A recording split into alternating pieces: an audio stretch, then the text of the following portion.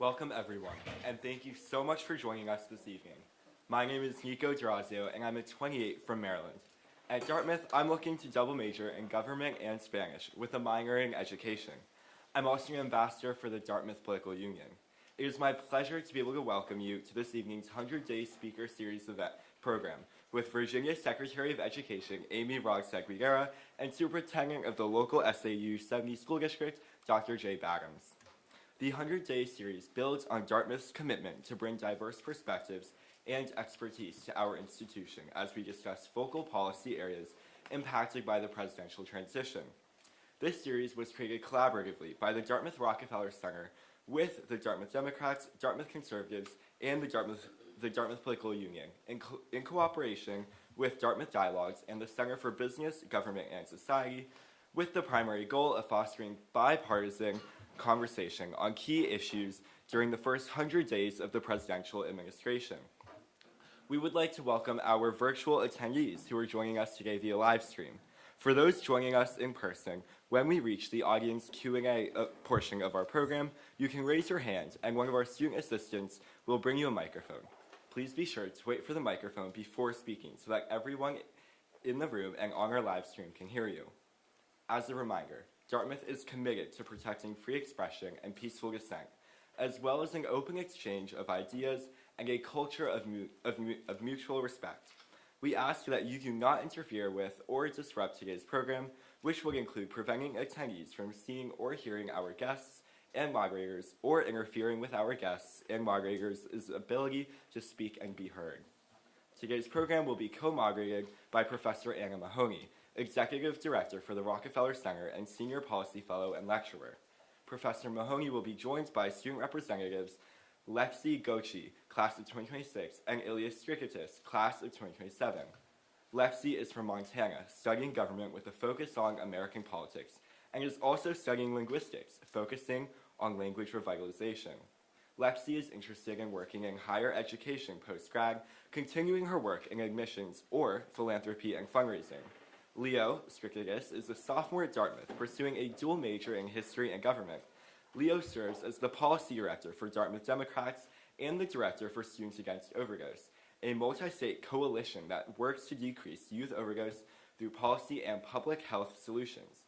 And now to welcome our visiting guests. Amy Rogstad Guidera was appointed by Governor Glenn Youngkin in December 2021 to serve as the Secretary for Education for the Great Commonwealth of Virginia.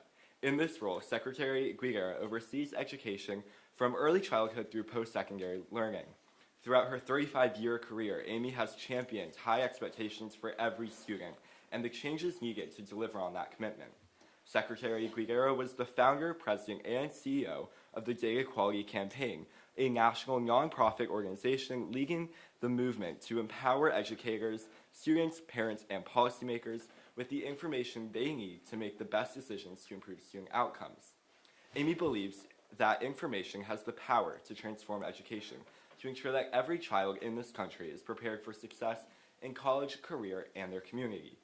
Before founding DQC, Amy served as the director of the Washington, D.C. office of the National Center for Educational Achievement. She was the vice president and chief of staff of the National Alliance of Business, began her education policy career in the education division of the National Governors Association Center for Best Practices, and taught in the Japanese Ministry for Education. Amy received her bachelor's degree from Princeton University's Woodrow Wilson School of Public and International Affairs, and earned a master's degree in public policy from the Harvard Kennedy School of Government. Amy and her husband Bill are the parents of 2 adult daughters. She was an active supporter of her daughters' public schools and served as a classroom volunteer, parent-teacher organization leader, and system advisor. Amy believes that parents, students, and teachers comprise the 3 legs of the stool on which student success depends. Jay Badams serves as the superintendent of schools for the Hanover, New Hampshire, Norwich, Vermont, and Dresden Interstate School Districts, known collectively as School Administrative Unit 70, the nation's first interstate school system. Dresden was created by an act of Congress that President John F. Kennedy signed into law in 1963. Since his appointment in 2017, Dr. Badams has led SAU 70 through financial challenges, policy development, facilities projects, curriculum revisions, a strategic planning process, and the pandemic. Navigating the superintendency within a multi-state context leads to legal and policy complexity matched only by the governance structure of SAU 70, which includes 4 separate school boards, each with its own leadership and meeting schedule. Prior to his service in SAU 70, Dr. Bagum spent 20 years as an educator in the city of Erie, Pennsylvania, working as a special education teacher, assessment specialist, associate dean of a magnet high school principal, curriculum coordinator at both elementary and secondary levels, director of high schools, assistant superintendent, and then superintendent from 2010 to 2017. In 2014, Dr. Bagums was appointed by Governor Tom Corbett to serve a seat on the Pennsylvania State Board of Education and continued to serve in that role on the board under Governor Tom Wolf. Prior to his 28 years as an educator, Dr. Bagum served as a medic with the U.S. Army's 82nd Airborne and worked as an account manager with Eastman Kodak Company's Health Sciences Division. Originally from Rochester, New York, Jay earned his bachelor's degree from Allegheny College, his master's degree and superintendent's letter of eligibility from Edinburgh University, and his doctoral degree from the University of Pennsylvania. Dr. Bagums is married to Tiffany Bagums, who is also a K-12 educator, and Jay and Tiffany live in Stratford, Vermont, close by their 4 adult children, Jamie, Matt, Emma, and Jack. Please help me welcome Secretary Guidera, Dr. Bagums, and our moderators to the stage.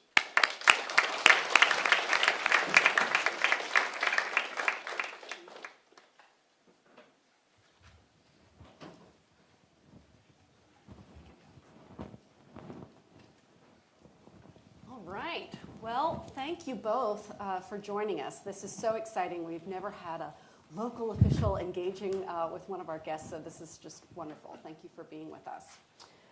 As we just heard, you both have pretty impressive resumes and could have been successful across a number of policy areas. What was it about education that really drew you? And maybe both of you could tell us sort of the story of how you got to the positions that you're holding now. Go by all means. So first of all, good evening, everyone. It's a pleasure to be here. And my bio, my daughter told me last night, does not also recognize the most important part, that I'm a proud mother of a 25. So Anne is here, so it's good.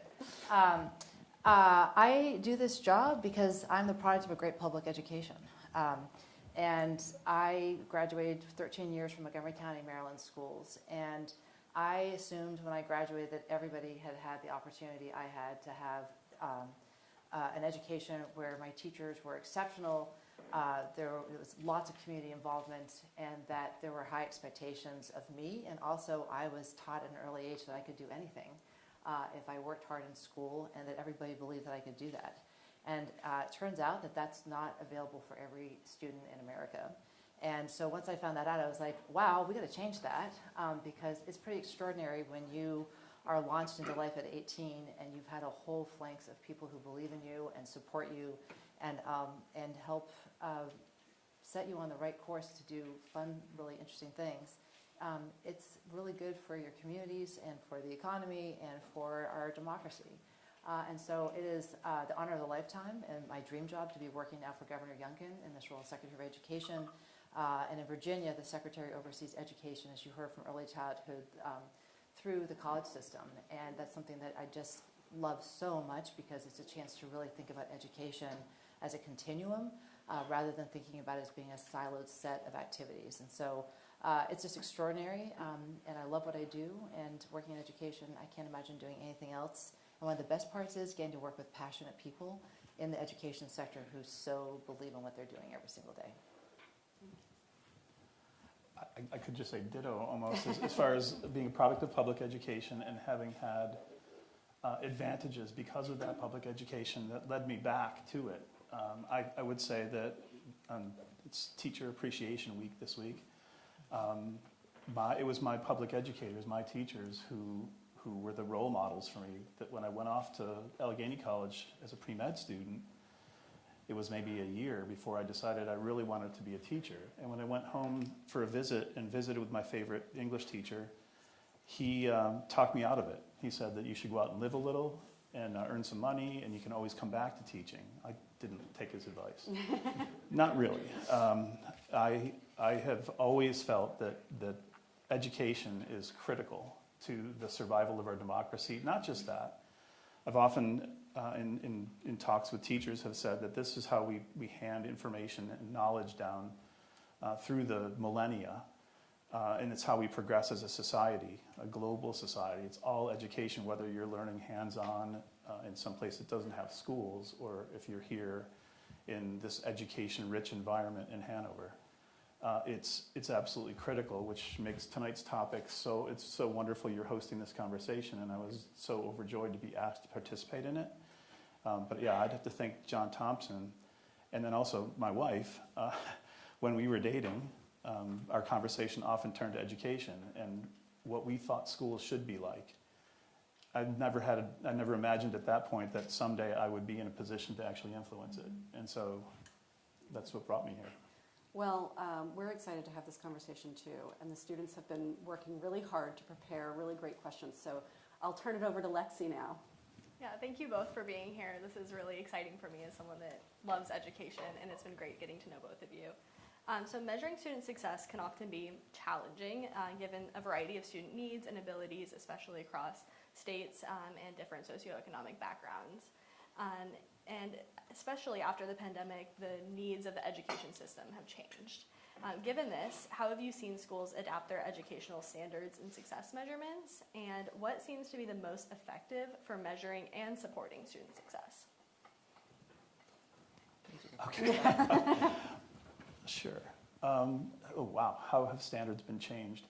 I will say I was really optimistic around 2015 or so when you had attended a professional development session in Florida that was hosted by General Electric, a week-long training in the Common Core state standards. And in the same day, Randy Weingarten, the president of the American Federation of Teachers, spoke passionately about how important the Common Core standards were. And she was followed later by Jeb Bush, the governor then of Florida, who was also a big proponent of the Common Core state standards, which came out of a project that was actually initiated by the Business Roundtable, a group of CEOs from around the country that were seeking common standards for the entire nation. And along the way, that commitment to a shared set of standards across the country was essentially politicized, I'd say even demonized. And I can say one person in particular, there was a commentator named Glenn Beck who really took the Common Core standards, kind of turned it into Common Core, and then submarined it. And I felt at that time there was actually a chance that we would depoliticize, get together, and make education the priority for both parties it should be. And that has really changed. So how have standards changed? I think we've drifted in a large part away from the Common Core state standards. I would say locally, we have not shifted our standards, and I attribute that to the courage of our board and our staff and our families who, following the initial closure of schools at the beginning of the pandemic, supported our decision to open our schools and keep them open through the subsequent year. And we didn't lose a beat locally in terms of student achievement. We did see an uptick in things like anxiety and depression, but we've been able to manage that. So that's the local context anyway. So I'll build on the superintendent's history lesson, which I love, and then also add the Virginia context on this. So when I started off, as you heard, at the National Governors Association, it was really the beginning of a golden age of bipartisan partnership and an agreement around an agenda that was centered on high standards for all students, strong assessments, and rigorous accountability. And if you go back and look at the data, that we had 20 years of student achievement across the board, across the states, at all levels, where it just went up because it worked. Turns out when we set high standards, we help our teachers, we support them, we have assessments, we tell the truth, the hard truth about where our students are and where they aren't, and then what needs to change, and that there's accountability towards that. The system changed, and it became more of a high-performing system. And then around 2020, in lots of part because of the reaction and the politicization that happened around Common Core, there was a complete move, and the federal law, the Elementary and Secondary Education Act, basically was the members of Congress were convinced to limit and reduce the amount of requirements about what states had to do for the accountability system. And as a result, states were given permission to really step back from that strong accountability. And if you look at the data starting in 2015, 2016, 2017, you start seeing across the nation a decline in many, many places in terms of student achievement when you look at the nation's report card. And in Virginia, it was catastrophic what happened. So Virginia's always been a high-performing state, well-educated, and in 2017, and this was part of a national movement, but in Virginia, which I spent a lot of time on the data, it is just extraordinary what happens. There was an effort at the state level by our State Board of Education across the board of lowering the expectations of what was expected of our students to be considered proficient. And it turns out that systems get the results for which they're designed. And when you design systems that are based on high expectations, our students, our schools, and our students meet those high expectations. And when you create a system where you lower systematically those expectations and a culture of high expectations, the system also produces the results. And as a result of those beginnings in 2015-16 where changes were made where we lowered what it meant to be proficient, we lowered the number of tests that students need to answer, we put a prioritization on growth over mastery of content, it just whittled away at that sense of high expectations. And then COVID happened, and we all know what happened there, right? And Virginia was also the 45th state in the nation to open all of its schools and have kids come back into school. That combination was just deadly. And Virginia in 2022 on the nation's report card had the largest learning loss in the nation in fourth grade for both reading and math. And so just extraordinary in Virginia that we had much learning loss. And so we didn't weather it well for those two reasons. And so everything that we've done since coming into office has been about restoring excellence to education. And people would fight back and say, but we're Virginia, we're excellent. I'm like, we are in certain places, but look at the data. And averages mask a whole lot of students and student achievement when you use averages, and why it is so important to measure, and why it is so important to have high standards and to have a commitment to data that tells us the truth, especially when it's hard to hear. What we saw in Virginia is that our gaps were getting bigger between our haves and our have-nots, and that everyone was lower than they should be. And that we had to reset everything. And so why it matters to measure, why it's important to have standards, it just is part of having the high expectations. So what we've done, we've now revised our standards on all of our core topics. By law, we have to do that every 7 years. So our history, social studies, our science, our math, and our English language arts are all new standards. We think that they're all benchmarked to best in nation. I work for a governor who comes out of a career in business, and every single conversation starts with, what does excellence look like? Where are we? What is it going to take to get from here to there? And go out and find someone who's doing it the best, and then we're going to adapt it and make it Virginia's. That's a great way to build a high achieving system, is when you start with high expectations and look at the best in class, and that's what we're trying to do. So we increased our standards. We have an RFP that we're working on and getting new assessments, and we're trying out new assessments right now to those new standards.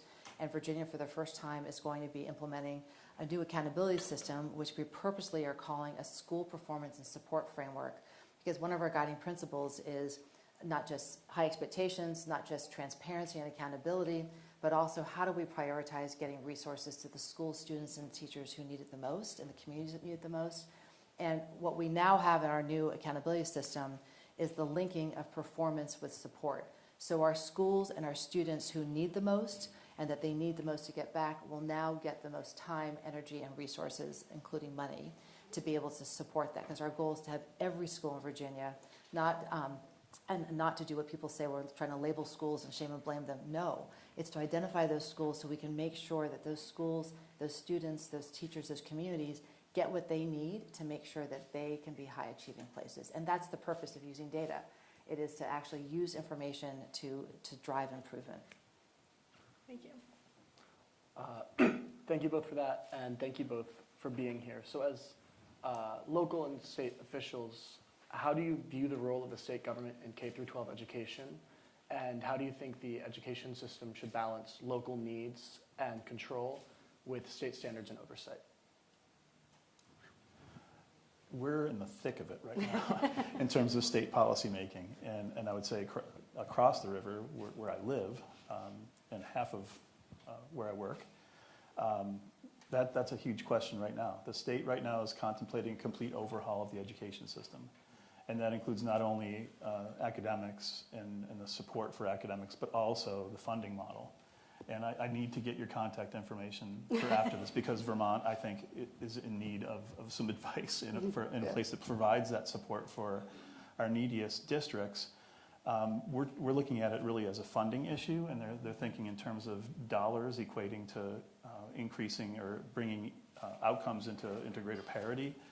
And we're looking locally at the possibility of a $4 million loss to a pretty small budget in Norwich that can't be made up. And the only thing protecting us from that right now is likely the fact that we're an interstate district formed by an act of Congress, and the state legislature can't intervene. But I would say, in terms of what state policy could do for us that they're not already doing, is in a state as small as Vermont, you have about 80,000 students in K-12, which is roughly the size of the Nashville school district. So that's across the entire state. So it seems like these problems should be relatively easy to solve, but it's a legislature. And as Secretary Guidera knows quite well, it's very difficult to get from point A to point B in a legislature, let alone a divided legislature, a divided government, when the governor is of a different party than the legislature. And so what I feel, need in the schools and the school districts from our state legislators that we're not currently getting is really help with governance. When we have so many little districts, there is undoubtedly a need for some consolidation, which is it's actually on the job list for the legislators right now. But that can be done in a very data-driven way instead of sort of a capricious way, which right now they're talking about just saying, we're going to go to 5 districts. And I think what would be so helpful if they do get to a point where they're able to consolidate, there's no reason for all of the districts, there's like 52 SUs in Vermont right now, and each one negotiates its own contracts with its teachers.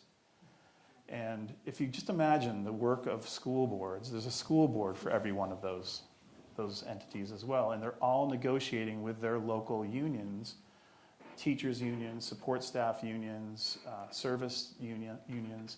They're negotiating all those contracts, and Vermont did take one step, and they took the collective bargaining for health care out of the equation, but we're still going through that negotiation process all over the place, resulting in disparate salaries, and it would be super helpful if the state government would just take that from us and make a fair way of compensating our teachers across the board. That's one thing that would help boards and it would help us in the schools focus on what we really should be focused on. The other thing is implementing and holding school districts accountable for high standards.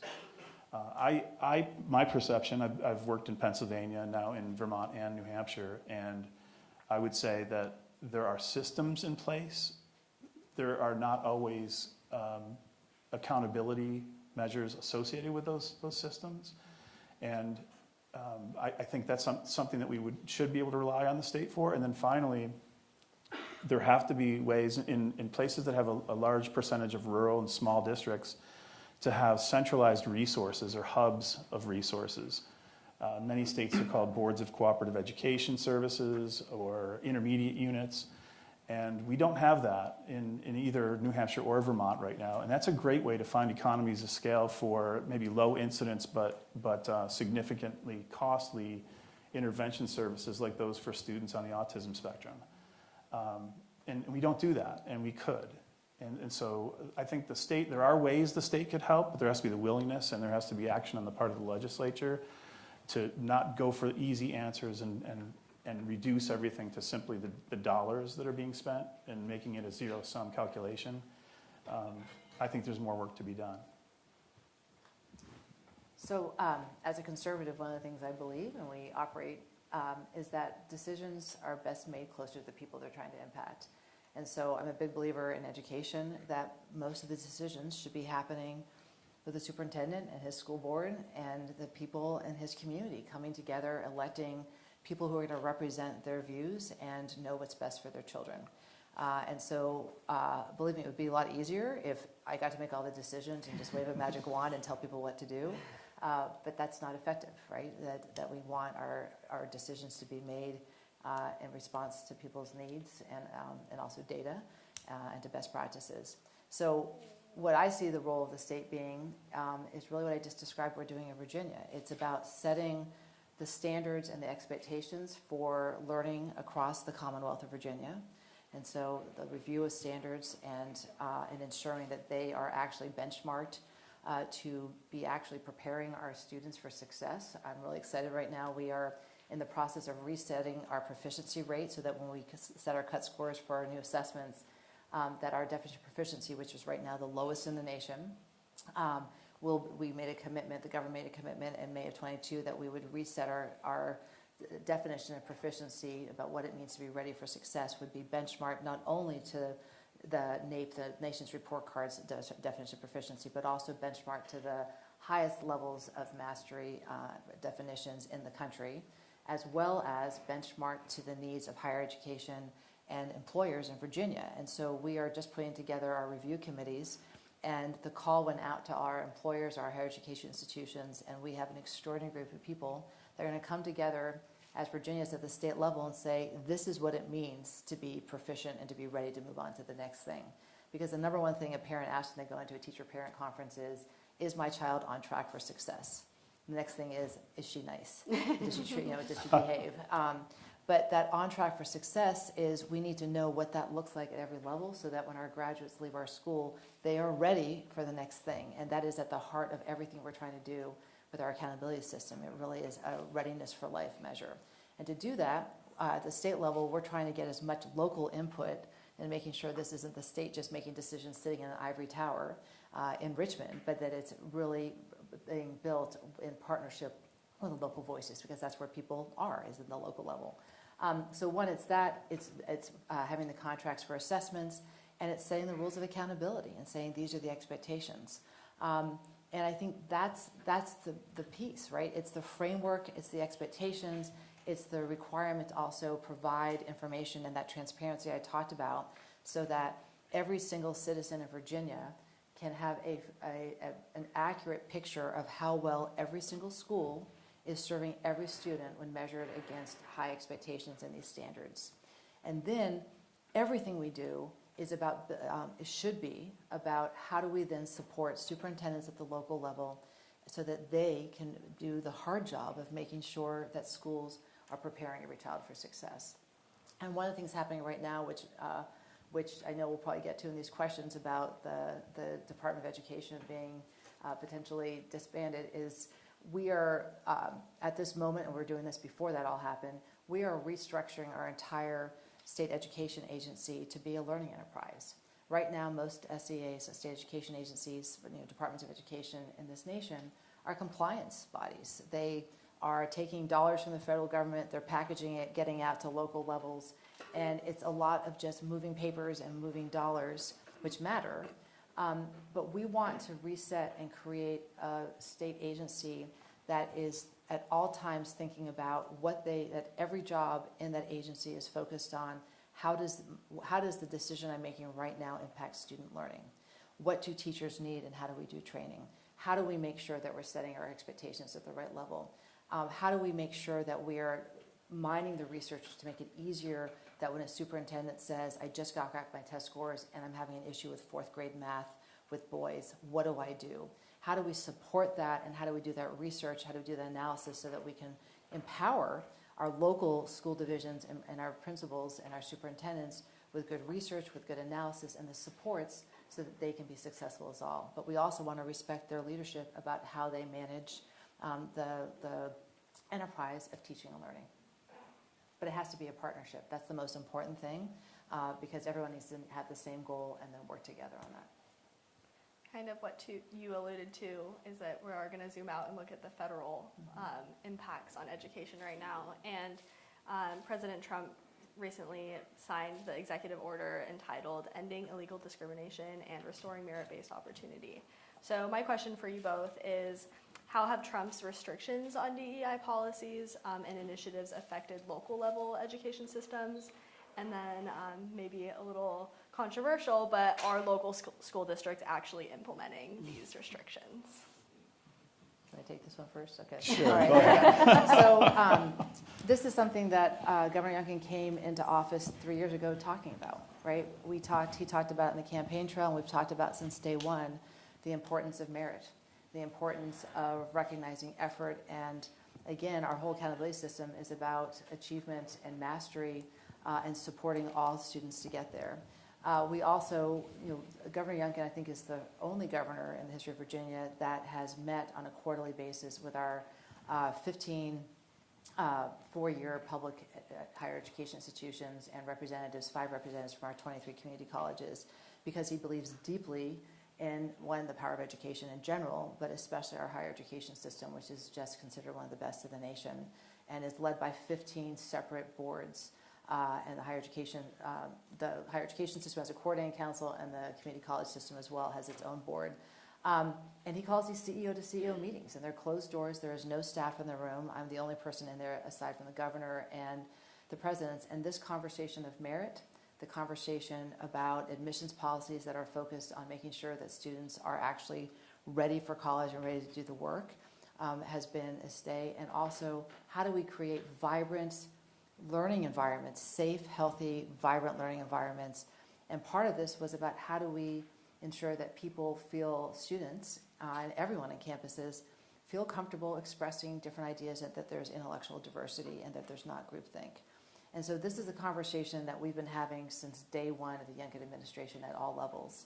And it's one, for example, we hosted the first ever higher education summit where every single one of our private and public institutions of higher education came together at UVA for a day-long session on how do you build vibrant campuses where people are comfortable being confronted with ideas that they've never heard before, and to interact with people that they've never interacted before, and the importance of people realizing this is what education is about, is to learn from people that are different than you are, to value that diversity, and understand that at its core, and if this increasingly pluralistic democracy is going to survive, we have got to figure this out. And our higher education institutions and our education institutions at every level need to be part of the solution of how do we figure out as Americans, how do we disagree better, how do we listen better, how do we learn from each other, and how do we listen more than we talk. And so Virginia at all levels has embraced all kinds of efforts, whether they be making sure by law that we have during our orientations at all of our colleges free speech orientations to make sure people understand that. We have had Braver Angels, which I understand is here at Dartmouth as well. The Constructive Dialogue Institute, also I know you all have that as well, Heterodox Academy. We are trying to embrace lots of national efforts underway that are coming onto campuses and building this training and building the muscles that we all need to strengthen about how do we learn to embrace our differences and do that. So in Virginia, we're not just talking about this as dismantling DEI, which is now in the presidential orders, but it's how do we think differently, not about thinking about people in groups, but how do we actually meet people where they are and support all students. And I think that that has been a core of this. On the K-12 piece, to answer your question, it's a lot of work what we're doing right now. To make sure all 132, 104 of our school divisions are compliant with this. We have a website set up, and there's a lot of going back and forth with our local divisions to make sure that our school divisions and our higher education institutions are in compliance with the Civil Rights Act, Title VI. And we know that that's important to do, and we also have our independent boards of visitors. All but 4 of them at this point have taken up resolutions for conversations at their board meetings about how, saying that they are in compliance with the law, they will continue to monitor this, and how do they proactively work to build more vibrant campuses and to support all students. So it's not just a dismantling. We do a disservice if we do not also talk about what do we need to do more of. This is not just about stopping to do certain practices. This is about how do we make sure that we support our students. Our political context is obviously much different here than it is in Virginia right now.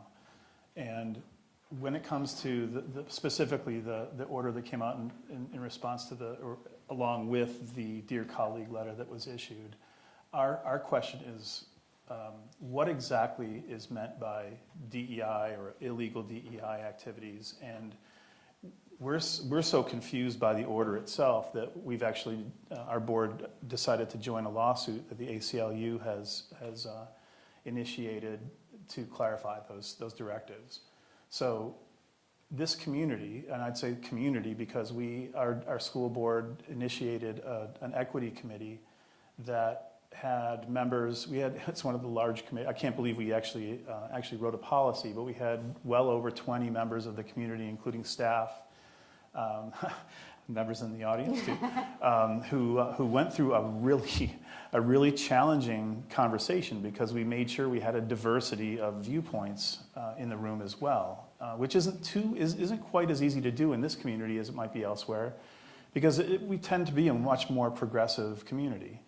But we did have voices of dissent in the room, and we had some frustrating and challenging discussions that we had to agree to disagree a few times. But we ultimately forged an equity policy that right now, I'm not sure, based on the Dear Colleague letter or the assurances that we're being required, that we always are required to furnish regarding our federal programs, whether we're in compliance or not with that policy.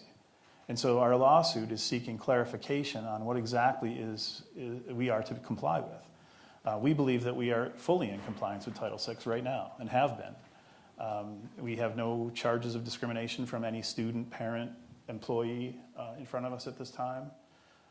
And so for us, it creates the potential harm that and this is a small number, mind you, in terms of federal funding, but we have about $350,000, most of it IDEA or special education funding, that we feel could be jeopardized if we're seen to be violating the directives that are outlined in the Dear Colleague letter. And so the other thing that comes up is in the prohibitions that have been enumerated so far, it goes back to some legislation that was attempted to be enacted in New Hampshire 2 years ago now that dealt with divisive concepts. There was language that actually was meant to moderate discussions in classrooms around topics like race and gender that forced our teachers to wonder if what they were saying could lead to the revocation of their certificates. In New Hampshire, we have a law, we have a code of conduct that the result of a violation of the code of conduct is an investigation on the part of the Department of Ed, and then ultimately it can result in a teacher losing their certification. And so teachers were legitimately and justifiably afraid that if they said something wrong, it could be reported by anyone, and that their livelihood could be in jeopardy. And so the Dear Colleague letter reads a lot like some of that legislation that was not just in New Hampshire, but in other states as well, around that whole notion of divisive concepts. And we have policy, local, again, back to the question about state, federal, and local policy making. We have local board policy that encourages the introduction and inclusion of controversial issues in our educational programming, just so we can teach kids how to respectfully have conversations and to differ and debate in a civil way and in a productive way. But again, that was called into question, and that we feel is being currently called into question. So our response to the Dear Colleague letter is we're suing. And we'll see how that turns out. Our equity policy does not introduce preferences, for example. In fact, there is an HR element in the equity policy that implores us to attempt to diversify our workforce, but it was actually, it was a member of the committee who spoke up and suggested that the number one priority needs to be that we hire the most qualified candidates available for open positions, but actively seek to diversify our workforce. The two are not mutually exclusive. A diverse candidate isn't necessary, could very well be the most highly qualified candidate. And so we don't feel like our policy really runs afoul of the things that are being discussed right now as being sort of the negative aspects of DEI. And frankly, aside from some sort of vague references to illegal DEI practices, we're not sure what they are. Diversity, if you think about diversity, is just a state of being. It's thing, it's difference. In the Upper Valley, difference may be like defining diversity, let's say 10 miles outside of the Upper Valley, either direction.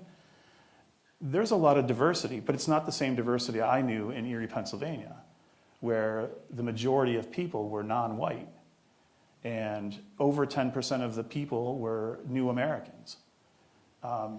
In the towns where we live outside of Hanover, its diversity is very different. There's a lot of socioeconomic diversity, but not a lot of racial diversity.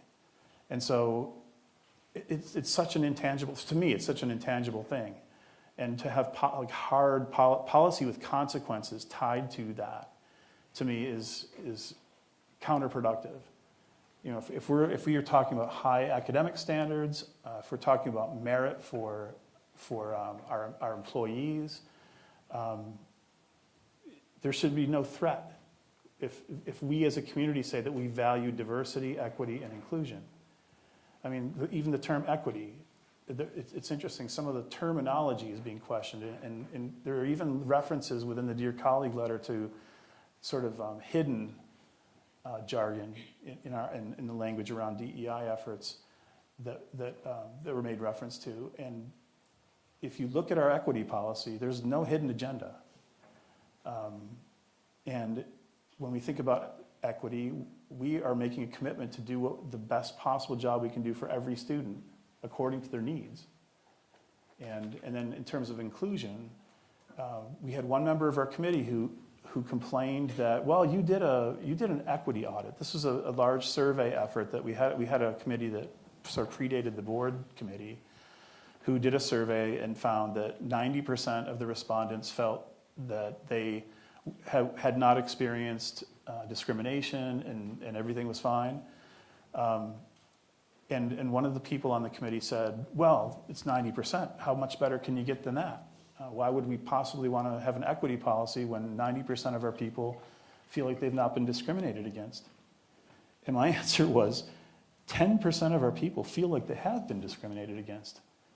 And again, that's a small minority of the respondents to this one survey, but if 10% of our students feel that they've been discriminated against, we should focus on that 10%, and we should have policy in place to ensure that they're not discriminated against. And I wonder, is that policy going to be deemed disqualifying for receiving federal funds? Federal funds, which, by the way, also are targeted to support students with disabilities. We would lose teachers. Actually, we use our IDEA funds to pay for a number of teachers at our schools. And so I think it's more the uncertainty, and it's just the lack of definition and clarity around what the accountability measures are that we're most worried about. Lexi, can I add one more point on? I think that a part of the executive order that's not getting the focus that it should is the part on merit. So I'll give you one data point that to me sums it all up. So in Virginia, 10% of our first-year students at our public four-year colleges do not persist onto second year of college. Of that 10%, 40% have a debt load of $10,000 or more when they drop out of school. And so just think about this. These are 19-year-olds who are leaving school with $10,000 in debt and no credential or skills. That's immoral. And that is a result, again, of a system that was focusing on access for everybody, which is not a bad goal to have. But to do that, we basically lowered our standards of admission. I'm speaking of Virginia, at our schools, to say everyone should come because we need to do that. When instead what we're arguing in Virginia is that doesn't serve anybody and it's immoral, and the schools actually have incentive to get as many students in because they bring dollars with them. And it's about changing to focus on outcomes and how do we get great outcomes for every student. And so what we're saying in a post-affirmative action world, you got to do the hard work. And the hard work is if we want our Virginia institutions of higher learning to reflect Virginia's population, you need to start earlier in K-12, and you need to do the hard work of making sure that every student is on track to be successful so that they're able to get into our schools of higher education. And so we're doing a whole lot with the state board right now of rethinking our focus on what used to be called gifted and talented education, we're now calling advanced education. How do we make sure that really lots of populations that have been overlooked and not represented in gifted and talented work, how do we do a better job of universal screening? How do we make sure that at the earliest ages we are opening the access at that point so that we can then work and get prepared? We're asking every one of our higher education presidents to work in partnership with their local school divisions, to build partnerships, to expose kids who've never been on a college campus to do that. We have new research that came out last week in Virginia that shows that 8th graders who have been exposed to a college campus are more likely to go and be successful to college, right? There's just things that we know are working to get populations in there. But it can't be of putting fingers on the scale, preferencing. It needs to be clear about standards, and then all of us need to do the hard work of making sure that we are getting every child what they need so they can be prepared to get in on merit. And that's a whole culture change, right, for all of us about doing that work. And I think the merit piece, we have a lot of work to do on it, but it's the right work to do. Well, I'm going to interrupt, and we're going to throw it to the audience for some questions. But if you guys are too quiet, I know you guys are super prepared, so we can come back to some of your questions. But if you please wait until a microphone comes to you so then our virtual guests can hear as well.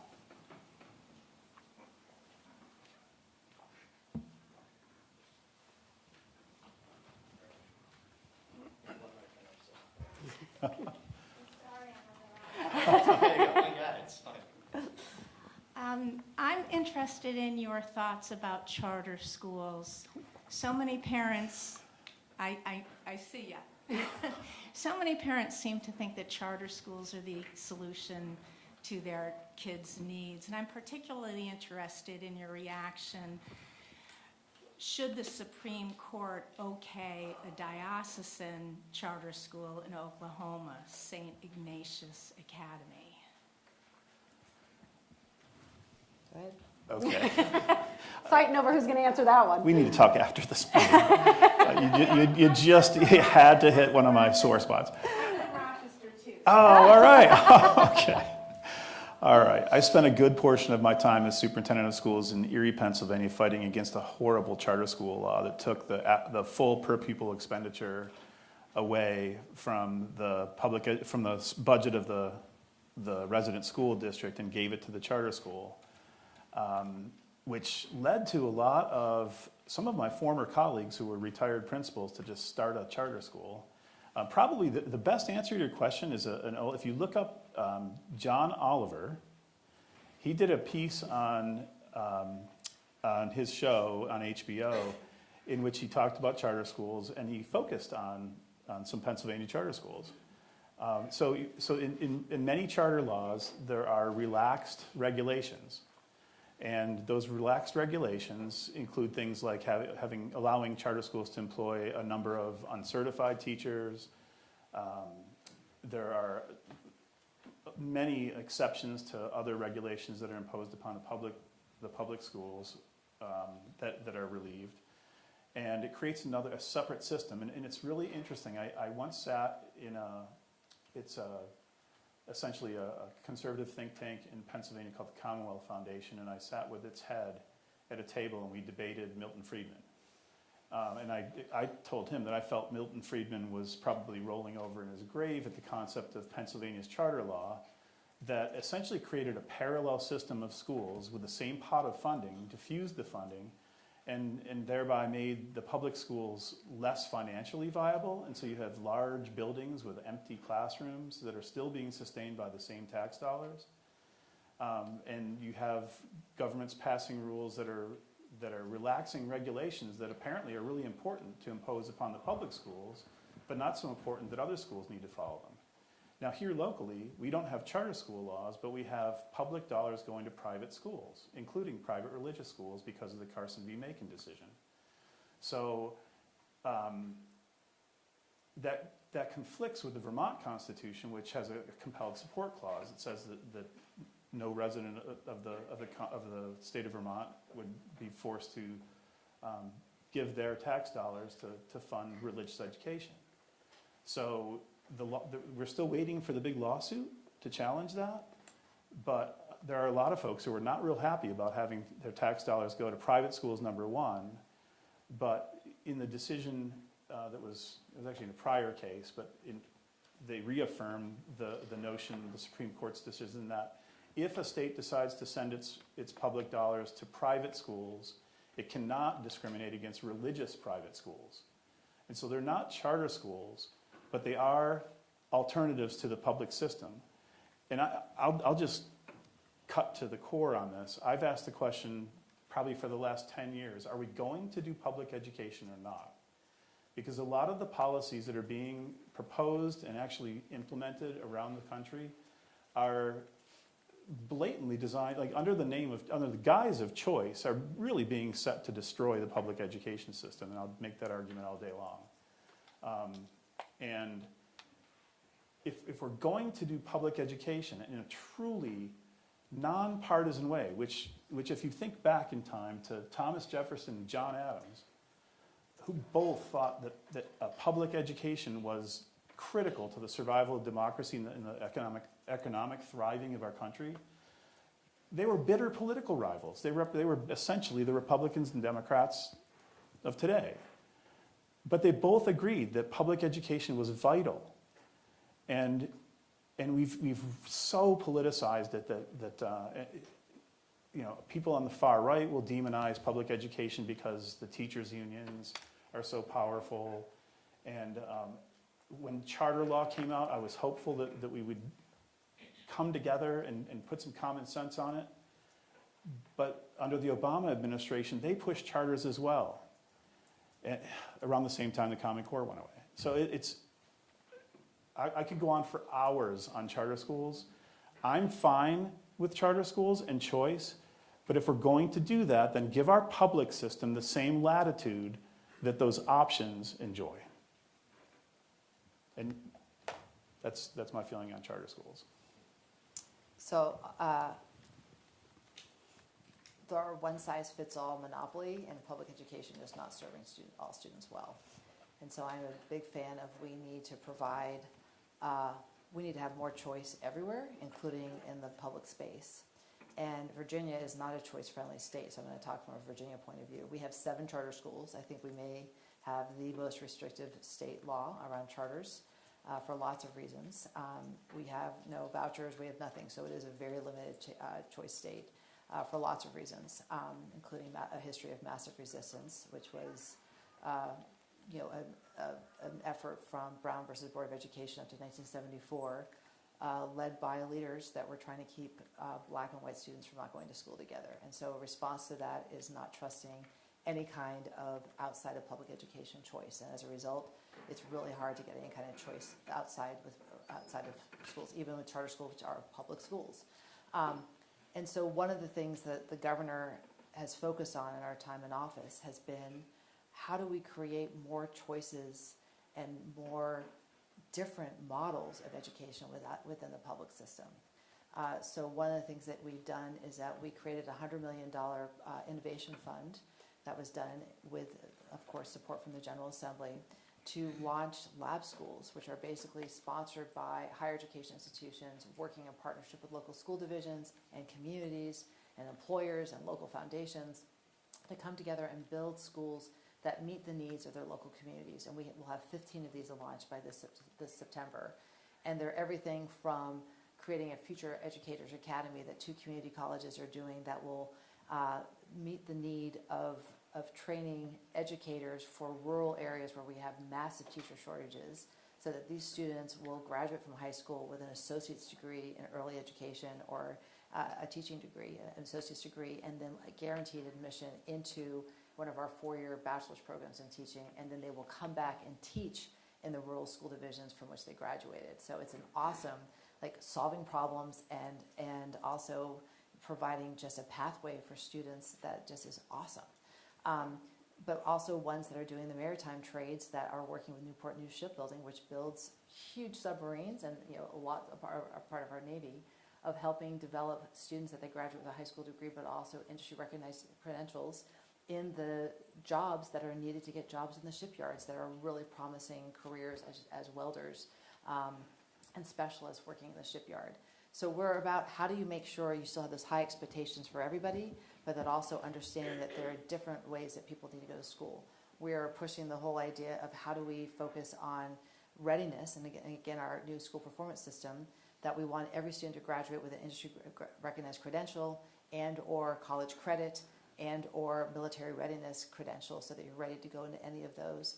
And then saying and giving permission, and we actually are getting rid of the regulations on schools. So we just, in bipartisan, just passed over the last 2 legislative sessions, and as you said, it's really hard to get anything done when you got a Republican governor and you got 2 houses that are Democrats, right? It's really hard, and yet we were able to pass seat time flexibility, which means all of a sudden, if you're not held within those regulations, if you must sit in a class for 3 hours a day doing this, this, and this, it all of a sudden allows more collaboration between our higher education, our workplaces, work-based learning, and so it's all about mastery.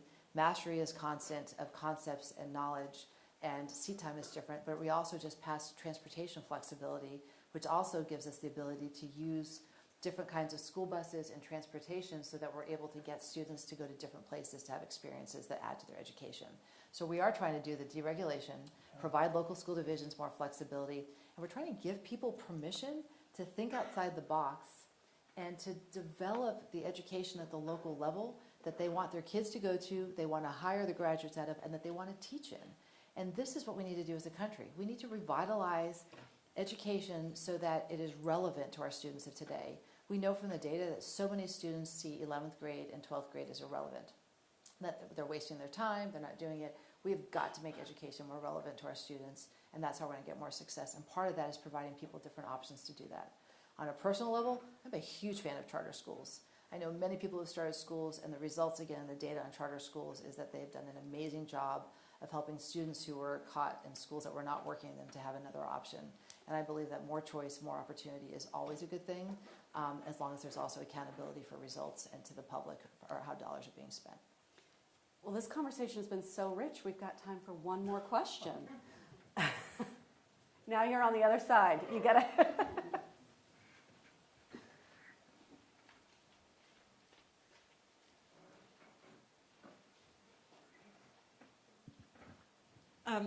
I just wondered if you could speak a little bit to what we know about data.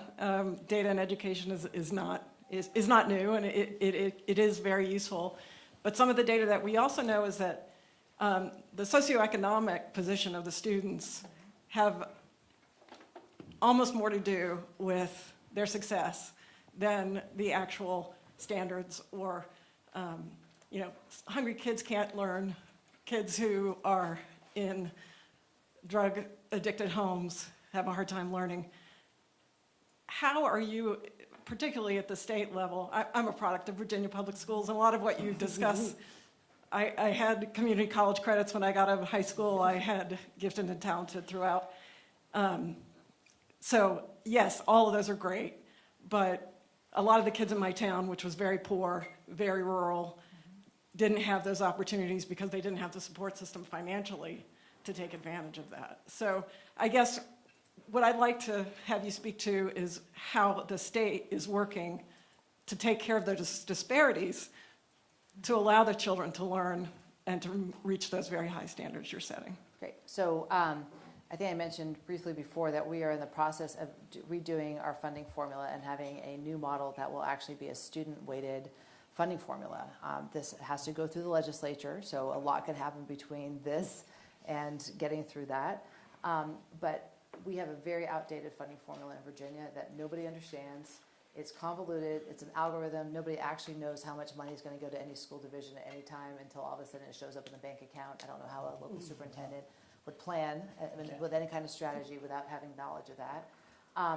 And instead, and what 17 other states now do, is they've modernized now that we have better data than we've ever had before with this longitudinal data that allows us to see every child and meet every child's needs, right? But you have to see that child, and that's why longitudinal data matters so much. So we're not dealing with averages. We can actually see the children and know where they are academically. Is that you weight students, the funding formula, so that a student who has more need actually has more dollar that follows him or her. And so as a result, if you are low socioeconomic, you are an English language learner, you have special education, you're in a rural school setting, all of those have different weights on them so that the dollars going from the state to the local level actually are prioritized to the students who need it the most. And it allows local superintendents to actually be able to plan and be strategic about, if I know this much money is coming, I now can hire more special education teachers. I can focus on these needs because I know from what the data says that these students actually need this help, and I can plan for it because I know the dollars will follow, because the dollars will follow the student. It's just modernizing a very Byzantine system that has not worked. Funding right now in education is just spreading peanut butter, and like everybody just gets some, and it doesn't do it. So there are lots of barriers, but we also know the number one determinant to student success, no matter what the background is having a high quality teacher next to a mother's education level, which also speaks to some of those outside things happening on. But we think getting the dollars to follow the need and follow the students is the most important thing. And I wish you the best of luck with that formula. I left Pennsylvania following a crusade for fair funding in a state that had a student-based system for funding. In 20 years, they couldn't come up with a new funding formula, so they just did a hold harmless and just gave every district the state funding that they had received the year before, and then each year would fight over how much more money would be added to the fund, and then they'd come up with some just year-by-year distribution method. And then ultimately, in a lawsuit that was actually, ironically, filed by Pedro Rivera, who was ended up becoming the Secretary of Education, so in essence sued himself, the plaintiffs prevailed, and the judge found that, in fact, Pennsylvania's system was illegal and unconstitutional, and they're in the process of trying to make it better. The same thing just happened in New Hampshire, where our funding is largely property tax based, and if you live in a very wealthy town, you have lots of resources. If you don't, you don't. In Vermont, they just adopted a new weighting formula with Act 127 last year, and the upshot of that is that the legislators thought that it would be a good idea to create taxing capacity for those districts that don't have the resources. So a district like Slate Valley, for example, over south of Rutland, was able now to generate more taxation because of the student weights, and then thereby, for essentially the same tax dollar, get more resources for their school. But they left an option that the voters didn't have to use that money for more educational resources. They could use it to buy down the tax rate. And that's what most of the districts did. And so now, a year later, we're looking at revamping that formula again. And so it's really difficult. In theory, you can come up with a student weighting system, but there will be winners and losers. And so we live in a very affluent town, and many of the issues we've been discussing tonight don't apply here, because we have ample resources, we don't have a lot of students in need, comparatively, and we're okay. But those of you who live in Norwich, you saw your tax rate go up about 16% 2 years ago, and the new foundation formula that they're going to apply with the student weighting is going to mean that there's going to be some adjustment. Right now, the Senate bill that's out there, it hasn't gone back to the House for them to review that proposal. It looks like about a $4 million reduction in funding, and again, on a budget that for Marion Cross is about an $8 million budget. We're talking about a pretty dramatic decrease in funding that will absolutely hurt the school, hurt the students, but will bring greater equity elsewhere throughout the state for those districts that are now going to gain funding. And again, it's hard to say that we're for equity and not for redistributing those resources. Really, really tricky to get this right, and it's a problem all over the country. So I don't know if we answered your question. Well, we answered many questions tonight. And I would say, I feel like the conversations we're having, we had several yesterday with lawyers and legislators, and there are so many issues in our area right now, in both New Hampshire and Vermont, that are games without end. They're questions that lead us in circles, and it's really, really getting difficult. And when they're simplified to say that we're spending too much on public education, in reality, we're spending too much on healthcare. When you look at the cost of our insurance that we provide for our teachers, we just had a 65% increase in our health care for one of our employee groups on this side of the river. We can't do it. The trust, the insurance trust that manages it for many of our districts went bankrupt because their premiums are way inadequate to cover the claims. And so what are we going to do? You know, that's why I go back to my question: are we going to do public education or not? So in contrast, in Virginia, we have just increased funding in Virginia historic levels over the last 4 years, again in a bipartisan way. So you're giving me hope on something. So teacher salaries have increased 18% since the governor came in. And again, this is bipartisan, right? It takes two to tango. And so the governor, working with the Democratic-controlled legislature, has raised salaries. And I think we have put $9 billion into education over the last 4 years. So we are increasing it, right? But we're also trying to make sure the dollars, again, are being prioritized to the areas that we need to focus on rather than just having it spread across. It's how do we make sure the dollars are working to meet the needs of our students. Well, you both pointed to how education is connected to a number of other issues, right? Health insurance, transportation, socioeconomic issues. And so we're so grateful that both of you were a part of this 100-day series where we're trying to cover all of the issues in this first 100 days of the administration.